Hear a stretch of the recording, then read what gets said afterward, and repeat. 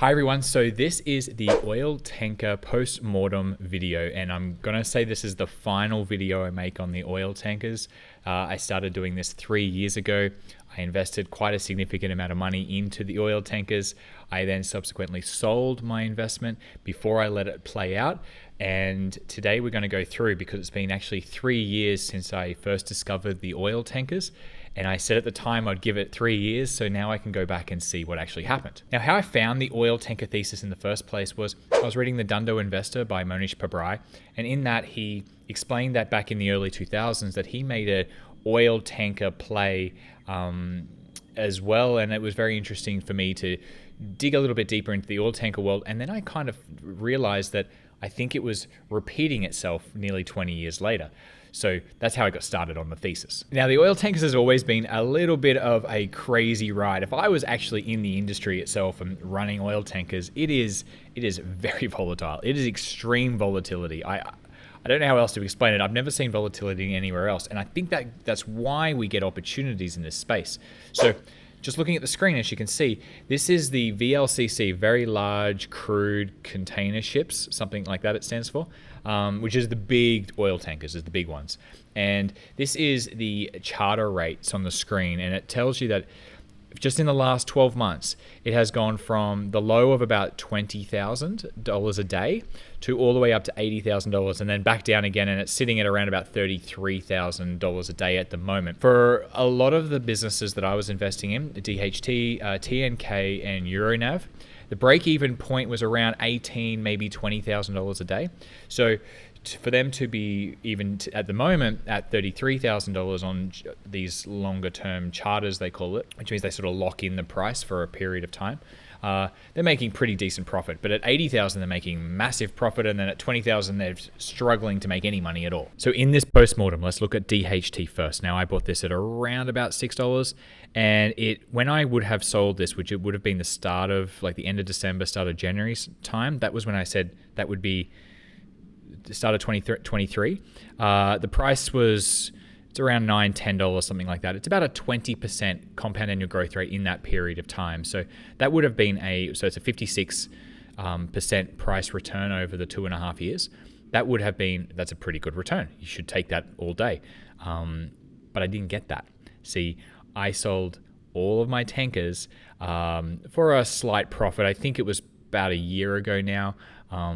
And I did take a slight profit out of this, but let's see now. I wanted to see whether I made a good decision or a bad decision, not just based on the price. So if I look down a little further and I look at the revenues for the last couple of years, 2020 was their big year. That's when the spot rates in the pandemic were insane. And since then, it hasn't grown back past that level, but 450 million is still pretty decent. The shares outstanding count has gone down a little bit, so that's good. Has the balance sheet improved? That's important. So their long-term debt has declined slightly. Their equity is actually slightly down in that period of time. The book value per share is about the same, essentially. So the business is really no bigger or no smaller than it was. From a cash flow point of view, if I look down at the free cash flow, the 500 million that they got in 2020, a lot of that was paid out in some big dividends back in 2020, and I got those. So, I was able to take a little bit of that free cash flow. And since then, they had a down year and then a year about the same. So, look, this business hasn't got really any better. It hasn't improved. It's not. It hasn't paid out any huge dividends since then. The only thing that's really changed here is that there's been price appreciation. But why? The question is, why would there be price appreciation? Well, the industry just is in such volatile times, and it's such a cyclical thing that I think it's just the cyclical nature of this stock. And this is what happens in this space. It's just at the moment it happens to be high. So I think the decision to sell this might have still been pretty solid. Now let's look at TNK, so TK Tankers. And in that same period of time that when I first bought them to today, to when I said I was going to sell them, which was the first week of January, it's been about a 30% compound annual growth rate. So TNK has done significantly better. That's essentially a double in that period of time. 92% price return over 2.5 years. So fantastic return if I'd kept them. Again, I sold these for a slight profit as well. And let's now see whether the business has actually improved, though, to warrant that price, the price increase. Now, I do know that there could have been some multiple expansion, but I think the multiple expansion was really hard to work out because you're really just going to get maybe the price to book value just improve a little bit. And that's sort of what's happened here, because the revenues have gone from 2020 to today to now are the same. The shares outstanding has actually increased a little bit. The equity has gone down a little bit over those 3 year period. The book value per share is slightly down. The free cash flow is all over the place. We had the big year in 2020, and then looks like it's going to get pretty much break even free cash flow, and then a loss last year in the free cash flow metric. And in terms of just valuation, so I'll quickly go check that because this is what I meant by the price to book value per share. This is what I thought was important. And this is where we've got the appreciation from. So it's just the multiple expansion from when I was buying it at around about, it was less than a half book value to now well over book value. And I think it's actually overvalued. You can't say it isn't. It's not really getting any free cash flow. It's in a volatile space. It's not worth more than its liquidation value at best. I don't think. Maybe it's fair value then. Okay, I don't really know exactly, but yeah. So the multiple expansion happened, and it happened mostly in the past sort of 6 to 12 months. So that's interesting as well. Now for Euronav, they haven't done quite as well as TNK, but still very good, up 50% in that 2.5 year period. It's an 18% compound annual growth rate. So again, it would have been a good result. But the business, it's down on revenues. Its equity book value per share has also, it's stayed roughly the same. It's actually down a little bit, but it's flat. The free cash flow, they're actually been down the last 2 years. So free cash flow has been weak. And then if we look at valuation, we're just going to get the multiple expansion, and that's really all that this was.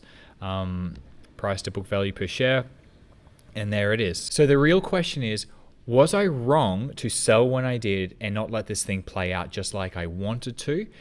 In hindsight, it looks like I made the wrong decision. I would have got significantly more money. I probably made 10% on these trades, whereas I could have made 60 to 100% if I just held on for another year. So in hindsight, it looks like I made a very bad decision.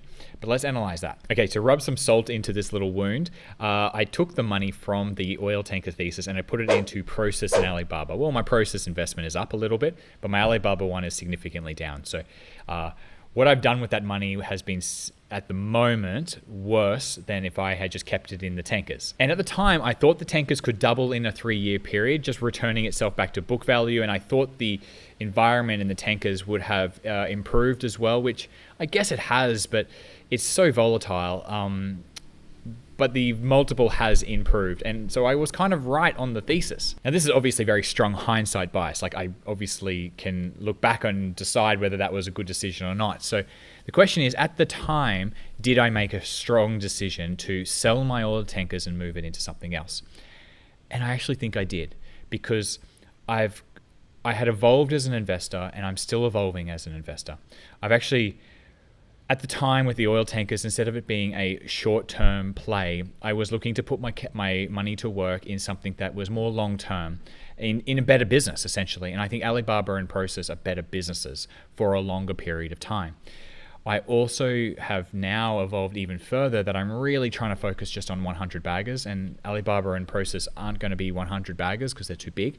So I've evolved even further. So I still think that's okay as an investor. I think I'm making better decisions in my investing. So I guess in 3 or 5 years' time, because the volatility of the oil tankers and the fact that they're probably at fair price right now, I don't know whether they're going to be good investments over the next 3 to 5 years, where I was more likely to get a better outcome from my Alibaba and Process. And I think in 3 to 5 years' time, I think that is going to be the case. So what I'm trying to say is, I think it looks like I've made a bad decision, but that's just because of the results that we have.